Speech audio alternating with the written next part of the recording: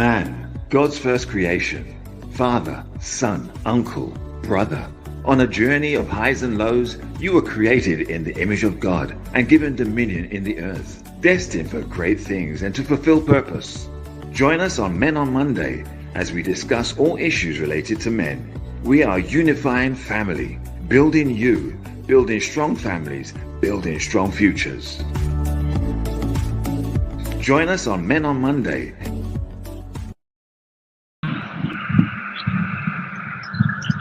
Well, good morning, everyone. I hope that you are well today as we get started with today's edition of Men on Monday. I am Marissa Boyce, and yes, we are joined by our men today to be joined momentarily by Minister Clair Browne. Good morning again, and welcome to our show today as we continue our look at, yes, compatibility and chemistry. What does that mean for you?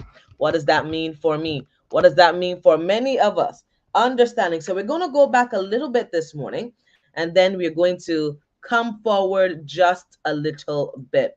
As we get started today, I just want to say good morning to Pastor Edison Bynoe, Bishop Mark, Minister Sinclair. Good morning, gentlemen. How are you? How was your weekend? Good morning. Good morning, everybody that's listening. I had a weekend that was a blend of good, blend of great, blend of not so good. But, overall, it was a good weekend. Yeah, for me, mine went well. I got some rest and everything went well. I'm happy to be alive this morning. Hallelujah. How's the I'm back, doing Minister well Sinclair? this morning.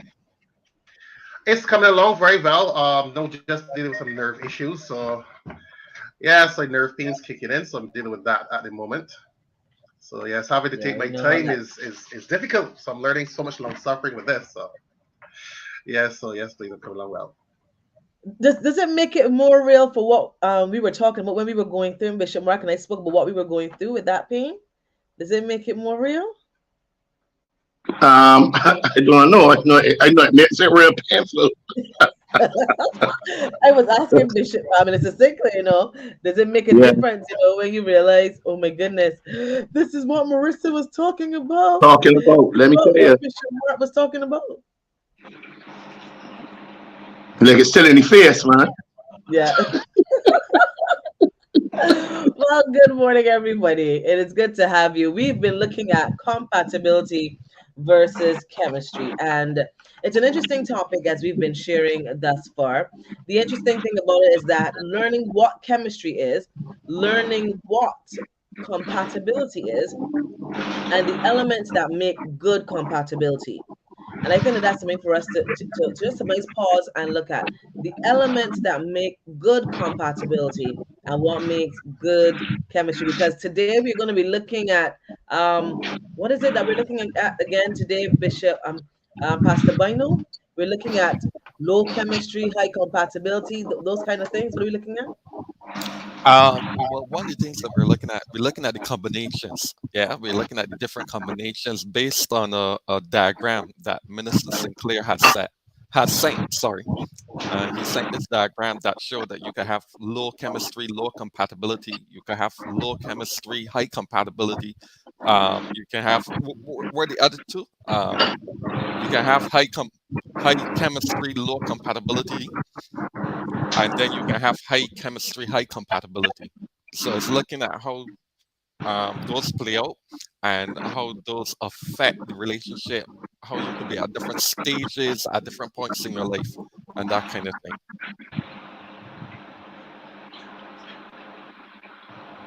Yeah. So maybe we could start with the low chemistry, low compatibility, and Yeah, I go was from trying to there. fix something here. Sorry. Yeah, we're getting some noise in the background. Yeah, we'll try to figure out how to navigate those technical issues. Yeah. All right, but let's start with the low chemistry, low compatibility. So this is a relationship where there's no intimacy and the conversation is at a basic level. So this is a relationship that really is not going anywhere. Yeah, this is there's no connection. You and the person, you're not connected in any way. You just don't click with the person. Think of it as a blind date. Somebody set you up on a blind date. You meet the individual, and when you talk to the person, there's just nothing there. There's no chemistry, no fireworks, no excitement, no enthusiasm. The person don't look the way that you want them to look. They don't dress the way you want them to dress. They don't talk the way you want them to talk. So there's no chemistry, nothing at all attracting you to this individual. And then when you begin to talk to a person, if you've ever watched those movies that show people on blind dates, and then it shows them going on different blind dates, and they're talking to people, and the people just weird, people crazy, people just no compatibility, nothing similar, nothing that you can talk about, that you can kind of connect with the other person. So when you encounter that situation, low chemistry, no fireworks, no nothing, no attractiveness, low compatibility, no similarity, no common ground that you can build a relationship on, then that relationship can't go anywhere. So if you're single and you meet somebody like that, the relationship is not going anywhere. Yeah. The question would be now, what happens if that develops in your relationship? It wasn't always there, but years into the relationship, children come along, responsibilities come along, and that sort of thing. All of a sudden, you find that the chemistry is very low, and then you find that the compatibility is not there. So you have grown apart. Somebody might have grown professionally. Somebody might have grown in ministry. They might have grown in their relationship with God. Then the question is, when that happens and your relationship now is characterized by low chemistry and low compatibility, is there anything now that you can do to revitalize the relationship? So I'm going to stop there. But the first one, low chemistry, low compatibility. Bishop Mark, want to jump in there? Yeah, I tend to agree with most of what you have said in terms of, that particular relationship combination really is not going anywhere, because obviously if there's lack of intimacy and um, well, the fact that the chemistry is not right, I think if we're honest with ourselves, we tend to pick at that from early. I remember years ago as a young man, well, not so young, but having recommitted my life to the Lord around what, 27, 28, having initially given my life to the Lord when I was 9 years old, and then, you went to school and you backslid. Not in a bad, I went into drugs or nothing, not backslid. And I found a lot of my friends were seeking to match me. So somebody would say, because I got married at 33, I was very happy to do so. Because when I got back to church, I decided to focus on God, and that was it. And so a lot of my friends would be trying to match me with people. They might see somebody that maybe we were in a group and we got along well on that occasion. And they would call and say, got somebody that I think will match with you. And when I started to speak to the person, although with all the intentions that anybody can't pick for me, realized that the chemistry just wasn't there. Whether it was, how when the person talk, how would it move, it wasn't there. So when you find that there's low chemistry and low compatibility, that I think that speaks for itself. That you have to be honest. Although sometimes a person might get attracted to the physical attributes. So it's not about chemistry, but I like how he looked, I like how she looked. As a dark lady, I wanted a clear fella so that my children would be brown skin. All of these various things can come into play. And so you stick with it because maybe of the physical or something like that. But once I think you have low chemistry and low compatibility, and we can never say never, because I always say God has a very serious sense of humor, in my opinion, because sometimes you will say that a relationship that is hopeless, and because if people are willing to work on it and spend time on it, it can work out. But I think generally we have to say that low and low really means that it should keep it on the low, right? Go ahead, Minister Sinclair. Let's hear you. We're talking about our first tile on our compatibility, low chemistry, low matrix. compatibility.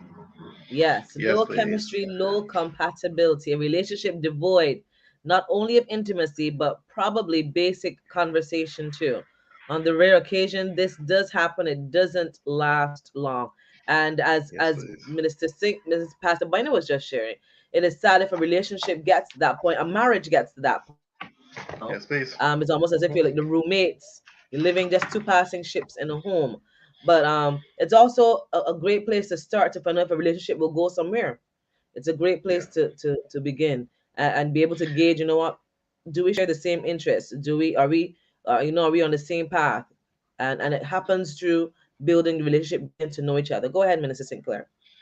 The interesting thing with these concepts, which are very good and they're tools to be used, but when you got something like in the East where people have arranged marriages and they last, and I mean, and they're happy. I mean, like it's only every once in a while you find the best of show videos or movies of a lady in a marriage that she don't like, but you find that they literally are in a healthy relationship, have a family, produce all those things, and these are arranged. There's no dating, there's no flowers, there's none of that. Is yeah, you marrying Bob, you're marrying Jean, and we meet and we get married and we go. It's like yeah, cool. And so a lot of this ideology also is challenged by other cultures. So you'd be surprised how cultures actually that we come from affect how we look at a thing, how we look at a person, how we look at relationships. What is it that we really like? So you can find even, let's say with a hairstyle. One time, a lady shaving the side of her head was not a thing, right? And then Rihanna did it, and then it became a thing. All of a sudden, women were, yo, I like that. All of a sudden, it looks nice. So was it that it didn't look nice before, or was it because it became acceptable as a thing, and all of a sudden it was more appreciative? So if we look back culturally, in the 50s and before, a plus size woman was an attractive woman. That was the girl to go and get. A skinny girl could not get a guy, right? Because a skinny girl was not attractive. She was not seen as a wife material, if you know what I'm saying to you. So once again, skinny girls were losing it because they can get a guy. You know what I mean? If you look back at all the, especially African culture, the more voluptuous a woman was, the more attractive she was. So she got all the guys. So what has happened? So a lot of things when we think compatibility and attractiveness, some we think it is subjective, but it's very much cultural. So even when you talk about chemistry, and going back to the analogy Bishop Mark used last week, it is the X. We use a car. When we use a car, I think that makes it seem, very something that we can use all across. It is that thing that we look at. We like the color of the car, the lines of the car, the shape of the car, all those things. But if you think about it, there are cars that once time was the car to be had. I remember the Bluebird was the car to be had. Now Bluebird passed, nobody cares about it. 11, 11 was the car to be had. But once again, you have 11, no, nobody's looking at it. So there's the external and that whole thing of chemistry and, oh, look at man, I love it. But that's the same thing.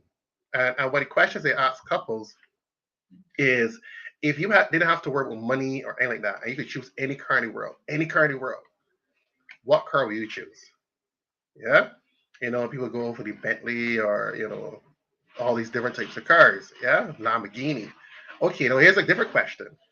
If the car you choose is the car you have to keep throughout the rest of your life, when you get a family, children, this, that, you have to keep this car. When you choose this car, you have to keep this car for the rest of your life.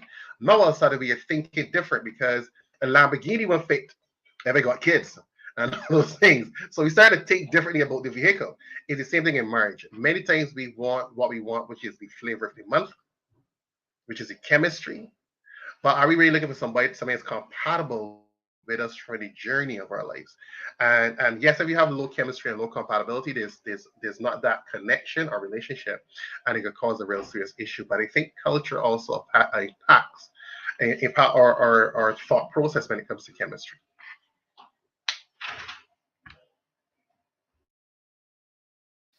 You Yeah, know, I was and sharing some stuff there. Go ahead. Go ahead. no, no, I was just thinking culture does impact, and Sinclair did mention the fact that you do have arranged marriages and so on.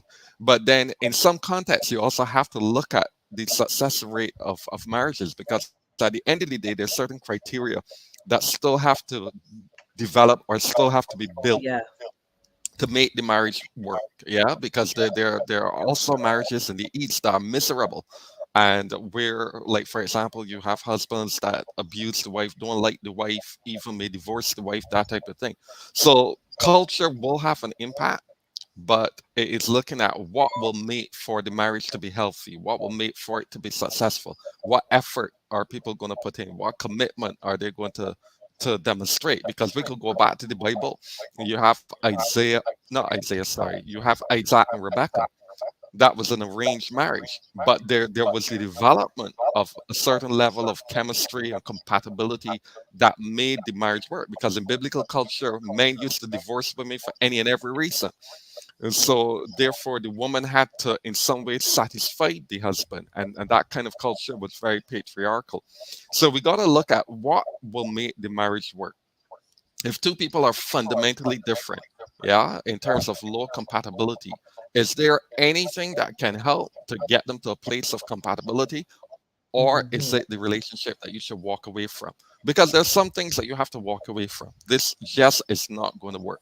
And in business, there's something called sunken costs. People keep on putting effort into something that will not work. And they know it's not going to produce the returns that they're looking for. There are some relationships in terms of people who are single because they're desperate for a relationship. They put a lot of effort into it and keep on putting effort, and they end up wasting their time, wasting their life because the relationship really is not going to go anywhere. Yeah. So even before you get married, before you, because some people force a relationship and then Yeah. they go ahead and get married, and it's the worst mistake that both of them could ever make, because really and truly they were two different people, and there was no way that they really could have worked out the difference. So mostly times those couples end up separating, divorcing, and they not only are they miserable, but if they have children out of it, because some people feel, let me put some children in the mix, and that's going to help to develop some of the things lacking in the marriage. They go ahead and do that, and they make a even bad situation worse than it was before. Yeah. So there are factors that you got to look at as to how I'm going to work on this relationship, if at all possible.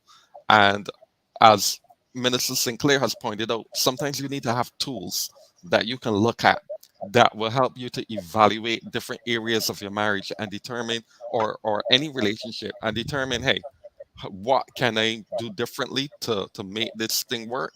Or if I'm single, is this relationship going nowhere? And therefore, I should walk away from it before it gets any more complicated. Yeah. That's a good question, Pastor Bynoe, because I'm there thinking, what about people who are already married and this is the nature of their relationship? How do you recover from a place when you're like two passing ships?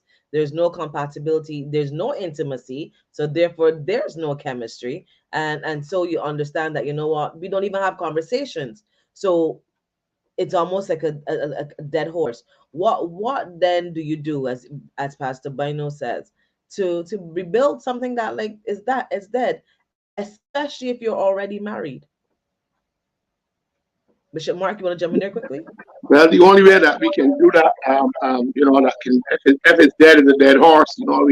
Miracles do happen. You can still raise, people can be raised from the dead. But my thing would be that the only way that something like that, and that's why sometimes people live in homes and they got their segregation done and they'll make out with the marriage and so on until they die.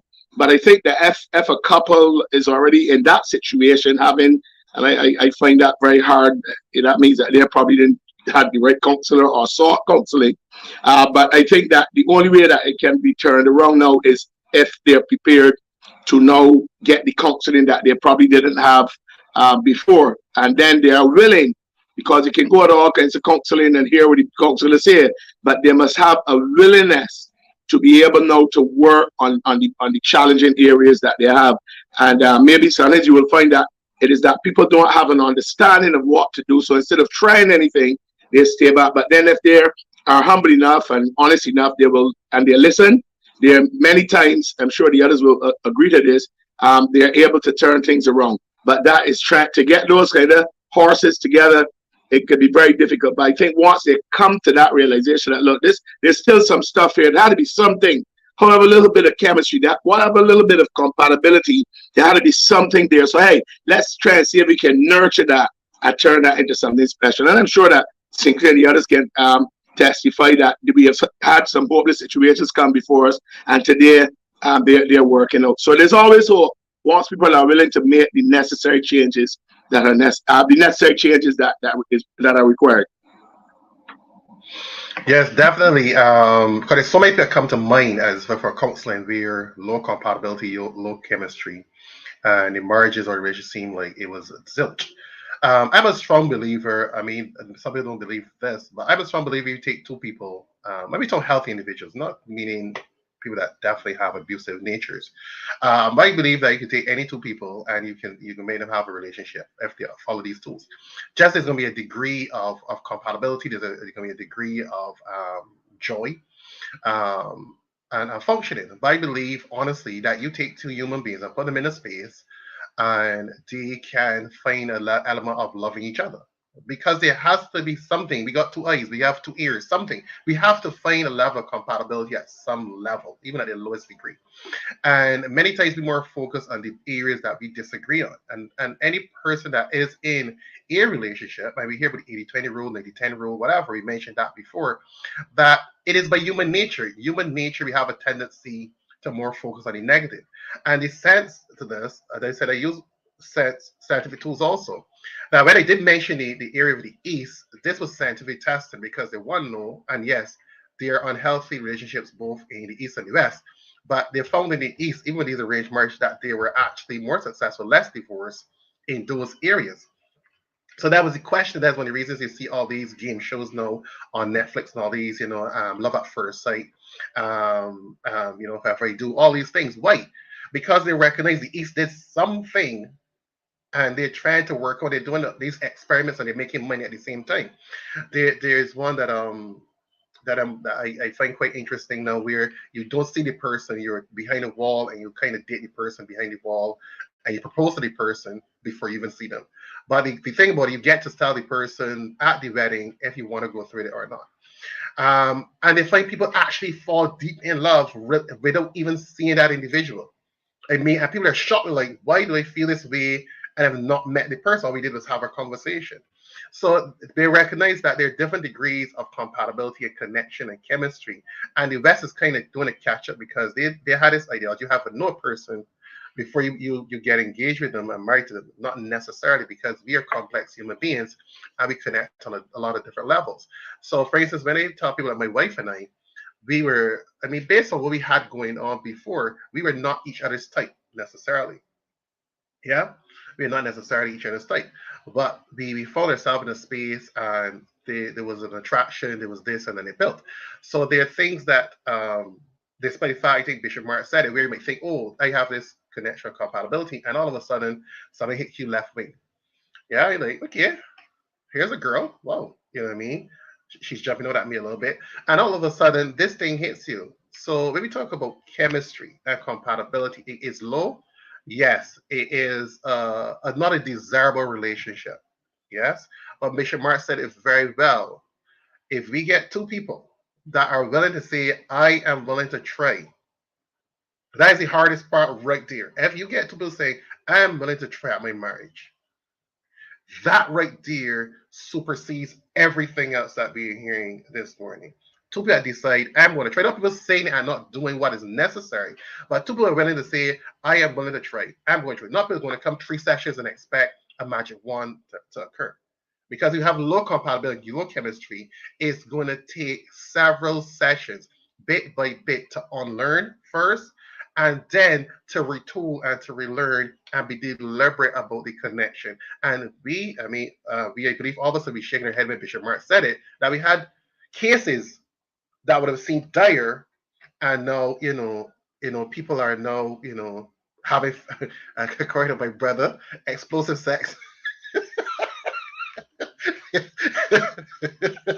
You know you bring that back. Sinclair, you seem to be stuck there. I wonder why. Trust me, I was telling my baby once. Oh my goodness. Anyhow. Yes, I've had comments about it too. Oh my goodness. Right. So we have people know that are back there that honestly did not think that they would ever have a connection with a human being. But God has designed us with something called choice.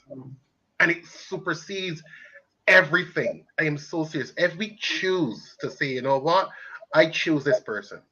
And that's what I said to people was, that me and my wife, we have low compatibility based on the testing that's done. We have about 30% compatibility. If you go on the test variables, we end up in red, right? Our personalities mesh and it is red. Is like, honestly, leave this alone, right? Because it's green, yellow, thing, but it's red.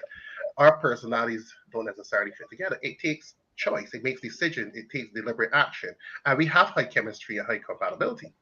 But when it talks about if you look at just the personalities alone and the meshing, it will be in the red, which means then that we have to make deliberate actions to bring what Bishop Bynoe was saying, is to bring those elements of low compatibility, low chemistry deliberately into high compatibility and high chemistry. All right. So we're gonna continue to show our interesting chart, our matrix today. Good morning to Shane and Veronica, the Invisible Man. Good morning to Ramon with us this morning. Please like and share our live stream. We're talking about chemistry versus compatibility, and we're looking at just what just maybe you can look and see where you are on the chart with your relationship. The next one is high chemistry, low compatibility, when it feels so right, but it's also wrong, aka walking dumpster fire of a relationship. Yeah. What is that? Let's explain that. Me and Mrs. Jones got a thing going on. Wow. Yeah, high High chemistry, chemistry. low Yeah. compatibility. That is so shallow. But it happens where it feels right, but everything else there is wrong. You have this connection, it's high chemistry, and because you see the human body cannot tell it what to connect with or what to find attractive. All of a sudden, and that's why if you don't have discipline, people end up cheating in relationships. Yeah, because all of a sudden and especially at work, the workplace is the highest space of fornication and infidelity. Why? Because we spend more time with a person at work. We look our best, we smell our best. You know what I mean? We're winning at that stage. So you find that you're in that space with a person for 8 hours uninterrupted, and then the chemistry, and all of a sudden, like, woo, somebody find a space at work, and then they get caught in the margin hell. So there's a high chemistry, but we know that there's not a lot of compatibility there. So it's very flippant and it's very, very, very shallow.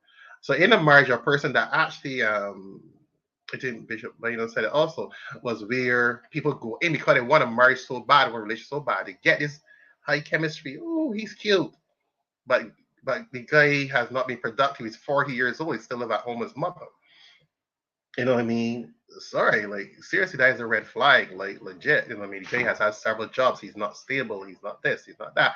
But this high chemistry, you understand? Our girlfriend, she has not been stable. Her finance, she has been a whole set of things. She looks good.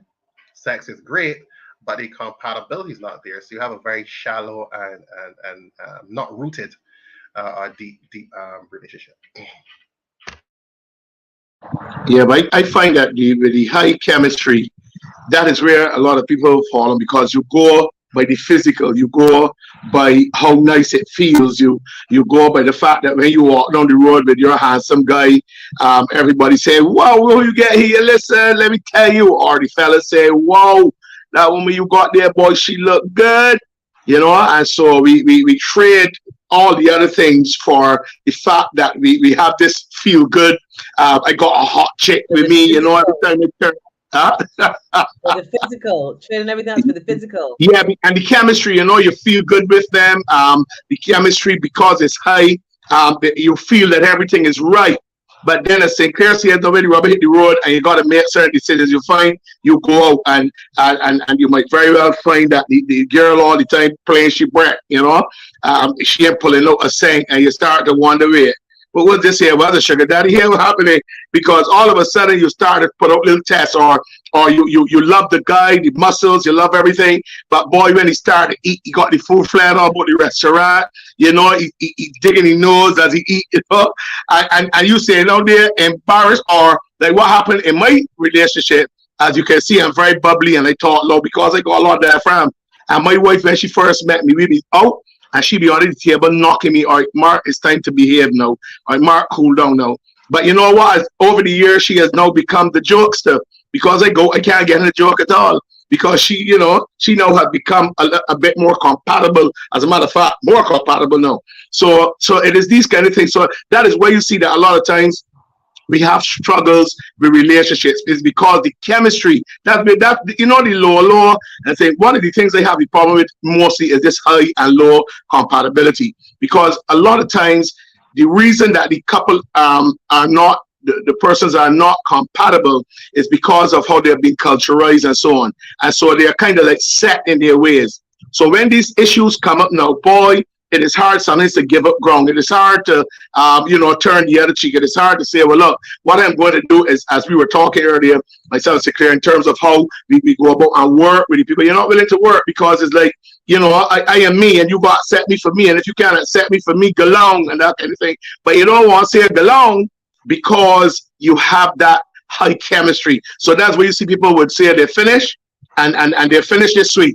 And next week, boy, sorry, darling, let me get back together purely because of the high chemistry. And that can be very dangerous because what happens sometimes is that people are not able to let go. And so they become violent. And that is where you hear men would want to go and kill women and then kill their children and themselves and all of that kind of thing because of a lot of stuff, baggage.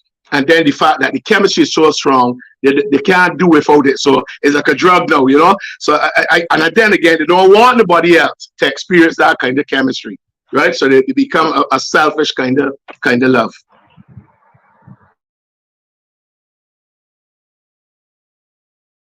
Like what Bishop Mark said, boy, that up and down relationship, you're together today, you break up tomorrow, just because of the chemistry. And the thing about that chemistry is that's where you get a lot of infatuation. Yeah, people are strongly attracted to the person, and the same infatuation typically lasts for about 2 years.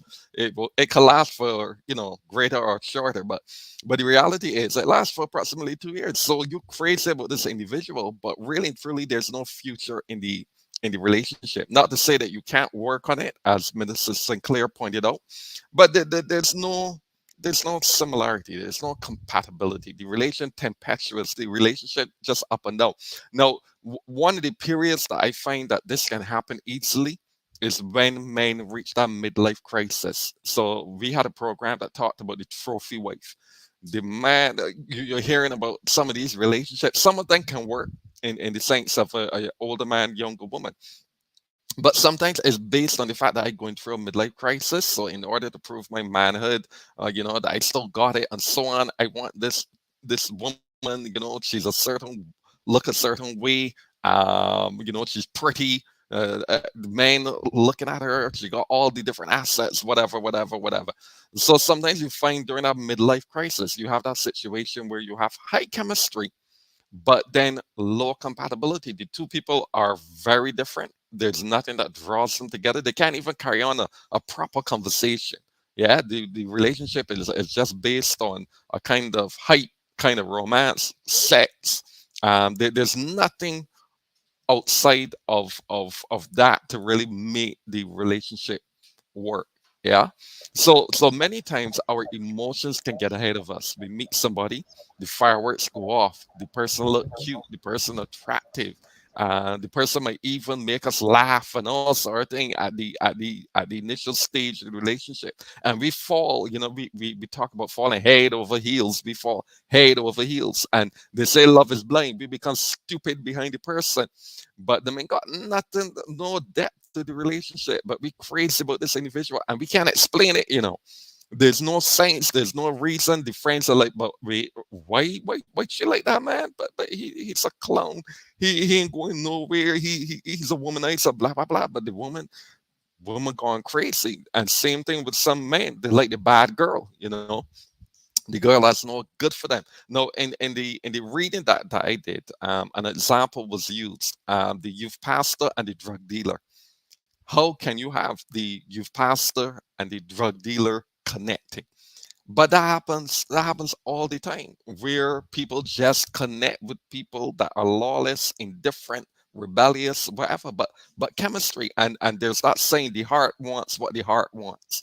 It's so stupid, but it is powerful. The fact that sometimes we get caught up with people and we can't even explain the nature of the relationship, why we get caught up with the person. So again, we got to be careful. I don't know if Minister Sinclair got some remedy for that high chemistry, low compatibility, and how to navigate it. You mentioned something very powerful there. A lot of people don't know this, and you mentioned it. And glad you brought it up. That chemistry lasts about 18 to 24 months. So a lot of people don't recognize that chemical thing, and one of the main things I try to get people to understand is, people call and say, oh, I met my guy and I met this person. I say, listen, at least give me 3 months. You know what I mean? Then it does settle a little bit. Don't have any sex. You know what I mean? Even for my Christian people, sorry. My Christian girls, yeah. You meet the guy, you don't have any sex. Right? Because this whole thing that, sorry, ladies, y'all know when you got itch, you always want to scratch. And I'm saying to y'all is that why? Because you meet the guy, high chemistry, all these things, and you have sex, it totally makes you stupid.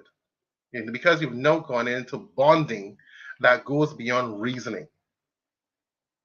Because we deal with chemicals, we talk about one flesh. Flesh is the chemicals, the hormones. There's an element within inside the human body that connects you with another person.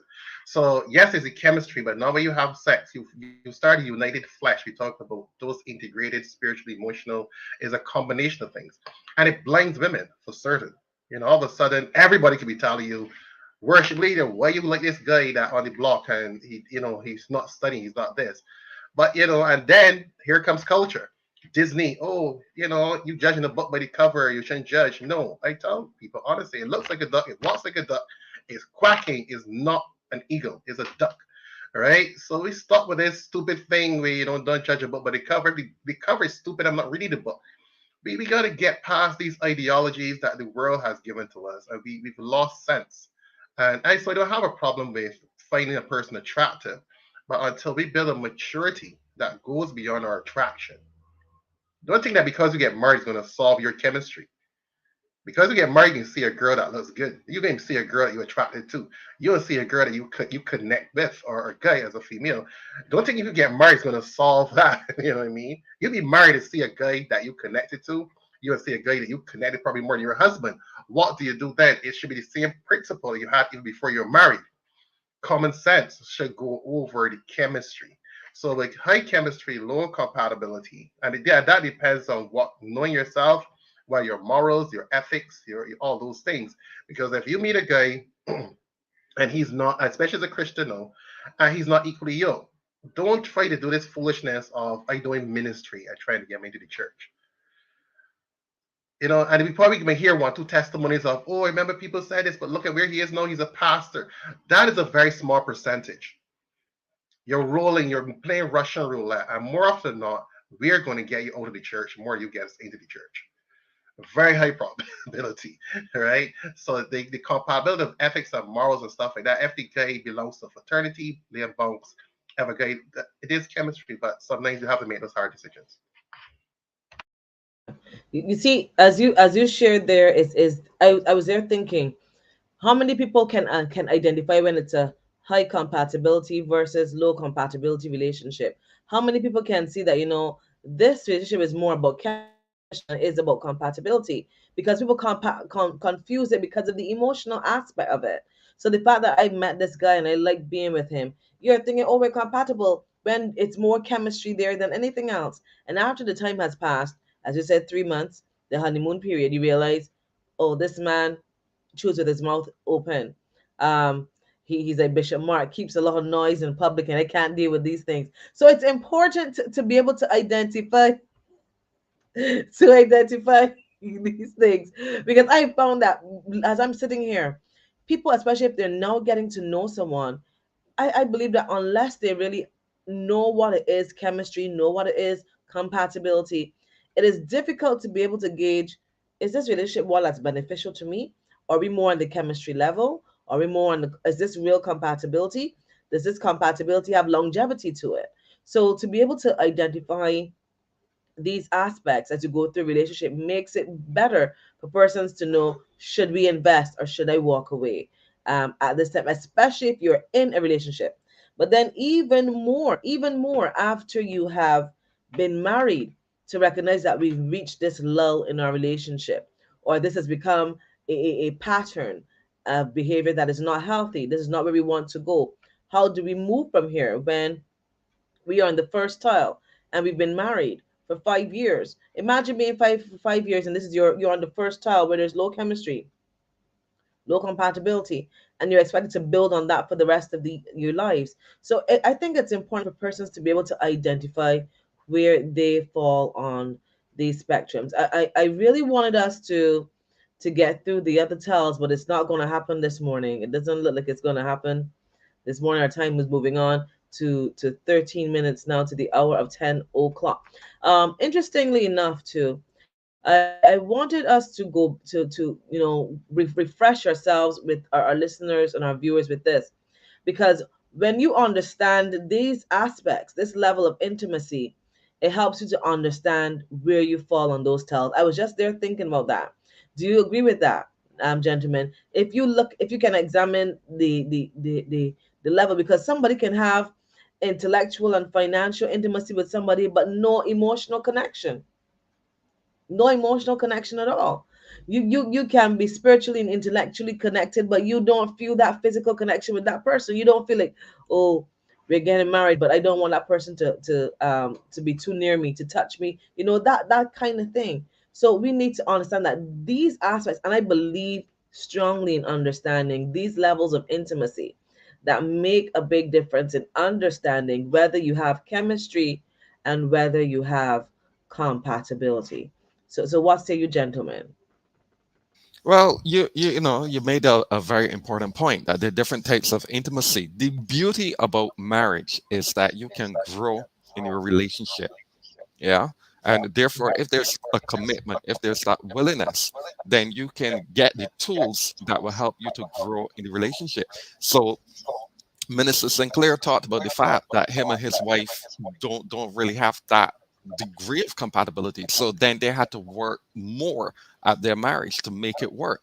Yeah. And that's the thing about marriage. When you're already married, there's already that covenant. So the issue is, what can we do? How can we invest? How can we make our relationship better? So you might not be compatible in some of the areas of intimacy, but you can improve in those areas. You can get tools, you can get counsel, you can get books, you can talk it through. You can work on those other areas. So the beauty about marriage is the fact that you can invest and continue to grow and to develop. And then you might find that, we went through 5 years of marriage, pretty good. Then we began to struggle. Things started to decline. We started slipping to different levels, but then we realized it and we started to make the effort. We went to a counselor, did what we had to do, and the marriage became better. Yeah. So in the context of when you're married, you can continue to grow. So we don't want people to feel frustrated when they look at their marriage and they recognize that there are areas of dissimilarity. Don't want them to feel like there's no hope. It's just that you need to invest and begin to grow. Yeah. Yeah, I think also that I would suggest to any couple that a lot of times we things are right before us and we can see. Sinclair saw all the time. You can see it. You ain't stupid. That's his words I love. You ain't stupid. You can see. So what I would suggest is that even as we would have talked about those things, emotional, the financial intimacy, all of these things, what people need to do is maybe have an assessment. Now, sometimes people are not mature enough to deal with this on their own, and so they should get help. I don't see it as a big thing. As I do it, you get a piece of paper, divide it down a sheet, divide it down the middle, and or cross off how many areas there are, and you list them. Financial intimacy, can we discuss stuff, and do we understand how our finances are going? Emotional, how do we respond to stuff? Yeah, we good at that. Or probably no physical. I don't let you touching me up kind of thing. But that's where a husband you got to learn how to adjust. So by listing these things and having discussions, honest discussions, not about trying to win, not about proving that you don't have these inadequacies. You could say that, well, I kissed you last week. Last week, you should be kissing the woman every day, right? So what I think for people, and what I'm suggesting here is by no stretch of imagination, easy, because a lot of times people are too prideful. Men always say, well, I'm going to counsel another man can tell me what to do. And that time he's so weak in all the things that he does, he need help. So it is sitting down and have an honest assessment, discussion, write down your thoughts and try to come up with where are we lacking, where are the areas. Look, Sometimes the physical just fizzle out. Yeah, financially we struggling all the time in terms of what we do, we quarreling. And then when you do that assessment, right? And that says in itself that you're serious about making changes. You're serious about addressing the shortfall, and whatever. So once you do that now, realize, well, look, we still bickering. We still can't seem to come together on this. Is the time that you got to be man or woman enough to say, look, let us take some of the same money we have and try to go and get some counseling so that we can make this thing work. Do that assessment by yourself. You don't need the body for that. And if you're honest with what you see on the paper, you can say, oh, that is me. Okay, it is when you get now to the point of how do we change it that you could very well then look to find the profession. And what I've found a lot is that when people are able to make a little fun about these things and make them lighthearted, even though they're serious, they're better able to deal with them without having all the tension and the cussing and the cursing and the vexation and not talking for a whole week and that kind of thing. So it's very important that, if you like what we call the intimacy and all of that and all this, and the compatibility is not there, you got to work on it. And it's best to do your own assessment first, and if you're willing to do that, I believe that's a start in the right direction. That's a start with honesty. That's a start with honesty right there, because many people, because you're sitting and saying we're looking at these tiles: financial intimacy, spiritual intimacy, emotional. How do we manage these aspects when these challenges come up in the relationship? How many people are honest to say, you know what, I don't handle the conflict well. I don't handle the finance. You know that when it comes to finances, hon, you spend more money than me. You spend too much money. How many women want to hear that? How many men want to hear that? And to be honest with the answers, and to be, and also let it be a safe space to be able to share those things, because I want to be able to share safely and say, I don't like when you leave your shoes at the door, or I don't like when you don't hold my hand. To have a safe space to hear, and then to have the right responses to it, that just comes to mind. Sinclair, go ahead.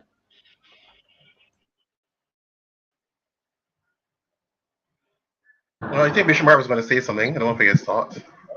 Yeah, no, I was just saying, to add to what Marissa was saying, that that is where you always say when you do the assessment and thing, you write down. The way you write down is that you look at the pro and the cons. So you can't tell me that we don't have or we lack financial intimacy, and then when the figures work out, when you look at the check, but we analyze how the thing is going. We have them at person who want to be say you're right when the facts speak to the reality that, look, this is what's been happening. You feel that you're ever so emotionally attached, but then when were the times that you were emotionally? What were the times when I was trying to get you to understand X, Y, and Z? Where were those times? So once you do that in a practical way, you will have be really, I don't want to go that strong, say a mad person, they will have be really stubborn. And I know that people are in what you're saying. You would really have to be real stubborn to see the facts and then want to ignore them, although we know that people do that. And to give Sinclair the thing right there. To give Sinclair the final word, it also can't be all negative. That's the thing. It can't. You said that, Bishop Mark. The pros and cons. We can't be all negative, and I think that's important for us to pay attention to, because sometimes we can only say and see the negative, but we don't also see the positive. Go ahead, Minister Sinclair. The thing about it, we mentioned this in another session before. We talk about the blind side of a person, and most of us do not want to see the blind side. And I'm sorry to say, more often than not, once again, it's not a tap, but more often than not, women don't like to see their blind sides, because they do tests with persons, and we look at personalities and looking at the positive and negatives and stuff like that. I told statistics, it is not subjective. Women do not like to hear about their blind sides. I'm like, legit. Right? And we talk about being crazy, and that's my word, because we are crazy. The truth of the matter, it's been on Monday, Sinclair, so I'll let you have that, but go ahead. Well, yeah, I got statistics to prove my thing. I ain't subjective in anything I'm saying. You know what I mean? I just said it was 12 hours a day, so I didn't say I'm factual this. The thing about it is that we all have crazy in all of us. We're, as Bishop Mark is saying, here's something that's factual. It's saying, don't do this, because here's the opposite to this. Don't eat the sugar, it puts on weight. Yeah, we see the facts, we still do it. You know what I'm saying? So we all have a level of crazy in us where we can see something that's factual, we see the evidence, and we still do it nonetheless. You're a diabetic, don't drink the Coke. We still drink the Coke. Why? Because there's an element enough, that's why we see the facts, we are still going to allow ourselves to do what we need to do. And in relationships, it's happened the same way. And there's some areas in people that you have to embrace that, sorry, not you have to, but some people embrace the fact, you know what, this is who they are. This is who this person is. So you can have a person that don't like to kiss and you love to kiss. What's going to happen? And that happens. You know what I mean? That happens. So there's some people that, despite having the conversation, despite having the sessions and they're in there, and you have two variables at the opposite end, what do? Do you walk away because of the kiss? We have a person that really ready to kiss, a person doesn't kiss. The person saying, oh, well, you should at least kiss the person once in a while. And if that happens, then great. There's somebody that decide I'm kissing, period. Dog dead, you know what I mean?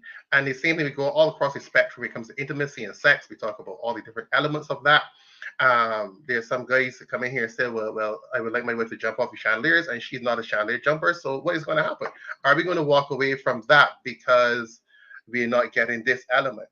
So some people, it's okay for us to say, let's have a conversation. Let's hear the other person. Let's have some flexibility. Some areas, some people do not flex. And that is the area I tell people, some of you have to accept a person for who they are, if you understand. To tell Bishop Mark to be a quiet individual, he starts to die inside because that is who he is. Yeah? So, and I would say his wife was there saying, but he too loud, but that is who he is. So all of a sudden, Bishop Mark has a choice to either then become more passive and not be as loud, or she can learn to embrace some backstation. She knows it's becoming a joke, but somebody's making a bend in the relationship. And what we have on first, we want to do this thing called kumbaya. Let's all compromise. Let's all negotiate. Some things are not negotiable. And that is a part of a relationship, a mature relationship, is that there's some things about your spouse that you have to accept. And it doesn't mean that you're losing. It doesn't mean that you're becoming less. It just means it's called love. It's something that you learn to understand that this is who my spouse is, and you accept them. And that is what love is in the fullness of it all. Your microphone is still off, sorry. No, I got you. I got you, because as you know, this, when I think about relationships, it can be so overwhelming to think, okay, what should I compromise on? What should I not compromise on? Because I want my hand held and he doesn't hold my hand. Is it that major a relationship? Is it my deal breaker? Is it something to walk away from? He might not hold my hand, but he might make sure that your oil is changed in your vehicle. So exactly. Suppose it's a committed guy. That might think, what is the real thing? The guy may not hold your hand. And yes, holding your hand is important. It makes you feel good and fuzzy. Yes. But it's a guy that you know that will not cheat on you. So you put the two scales on there. Am I going to feel, yes, I feel bad. I make this man don't hold my hand. It's going to hurt. It's going to feel bad. But I know this guy's a loyal guy. What is more important? As sometimes we have this, some things that are both important, and we put them on a scale. Which is more important? You might have a guy hold your hand, hug you in the middle of the tongue, but if you leave him for a second, he's going to cheat on you. You have to kind of work out what is the most important. Girl may not kiss you, but girl is loyal. What is going to happen here on these scales? Sometimes we don't understand that in a relationship, there is not a negotiable in some areas. But unfortunately, we think that we have to win at least in every pocket. And in some pockets, there are no winners. Yeah. There's some things we have to accept. Interesting. Well, that is why even 100% chemistry and 100% compatibility is still a problem, right? So if you get 80%, thank God for that, because let me tell you, don't think that we are talking about trying to get 100% each. Murder, trust me, and maybe we can discuss another point, but that is a very important thing to remember.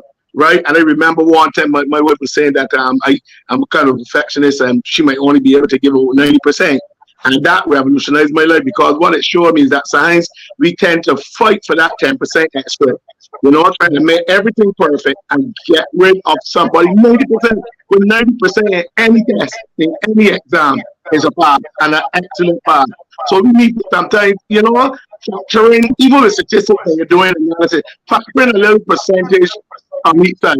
You understand? And I think the relationship would be a lot more easy, a lot more I can't find the word, but the point I'm making is, let us not try to get this 100% perfection thing and then result in a very good person. Yes, reminds of please. the 80-20 rule, that 80-20 rule where people, they fight, they have the majority of it going on, but the little 20% we focus, as I said before, we cannot, it cannot only be negative. It cannot only be negative when you're looking at a relationship. Too often we focus on the fact that we're not getting this one little thing, but we forget that there's the majority that we're getting behind. So it can't Yeah, only be negative. There has to also be the positive. But the yeah, makeup is, and as a social construct is, sometimes that because we're not getting what we're looking for, we think that the whole ship has been sunk that's because for we didn't sure. get it. You know. That's why Kenneth said that you should always seek to accentuate the positive. Mhm. Just want to say Yeah. something quickly. Nikita has Mhm. here, is it men on Monday or relationship life from a healthy standpoint? I Yes. love Yes. that. And I think Karen said something here, and I think this is another issue. And serious women, I want to get this to you, please. This little nugget here. It says relationship should be about sacrifice on both parties. Whenever there is a sacrifice, generally speaking, women want to say, let's do the kumbaya. I try to get me, please get me for the kumbaya. Because it's like, well, if I give, you should give too. There's always this, like, well, if I do this, you should do this too. And once they feel that you're not doing this, then I start to withdraw. Because some things, as Bishop Mark said, and that we mentioned all the time, there's sometimes as though the person is giving 110, and it will feel as though they're not giving a sacrifice. That time they're dying and bleeding, and it would not feel as though they're doing anything. Yes. So women, please. I know y'all like to balance some things. I know it's your nature, but maintain relationships. It will not feel as though what you're giving, what you're receiving is not the same thing. Absolutely clear on that point. That has been today's edition of Men on Monday. That has been today's edition of Men on Monday. And thank you so much to Pastor Edison Bynoe, Bishop Mark, Minister Sinclair for sharing with us this morning. And to you who've been viewing and listening with us today. We've only got through the first two tiles on our compatibility chemistry matrix. We looked at low chemistry, low compatibility, high chemistry, low compatibility. And next week, we'll end our look and our real love, Teach Me to Love series, low chemistry, high compatibility, high chemistry, high compatibility. We'll be looking at all of these final two in our matrix next Monday. So feel free to join us, like and share our live stream today. Thank you so much for joining us. Don't forget that Bishop Edison Bynoe has his book out. Feel free to check him out on Amazon. That's right. Make sure you check him out on Amazon. And also don't forget that we want you to head over to the folks over at Healthy Cottage. Hearing that Minister Sinclair has been working on him himself, I'm sure that the folks over at Healthy Cottage have been taking care of him. Thanks to all of you. Have a great one, a great week ahead. Feel free to like and share our video today, and follow us on Unifying Family. Click that follow button so that you're updated with all the updates. When we go live, when we share our live devotions daily, Pastor Edison Bynoe, so faithful. I must commend you for that, for sharing our devotions on our page daily, encouraging words. So feel free to jump there, follow us there on Unifying Family. And also, for your new position also at Charnox. We didn't say that, but your new position at Charnox Pentecostal. He is now the pastor there, the senior pastor there at Charnox Pentecostal. So we commend you, Pastor Edison Bynoe, doing some great work indeed. God bless you to all of you, our viewers with us. Have a great one. I see Karan and all the others, Basil, Nikita, Ramon, sharing their views and their thoughts with us. Thank you so much for joining us today on today's edition of Men on Monday. God bless you. Bye bye.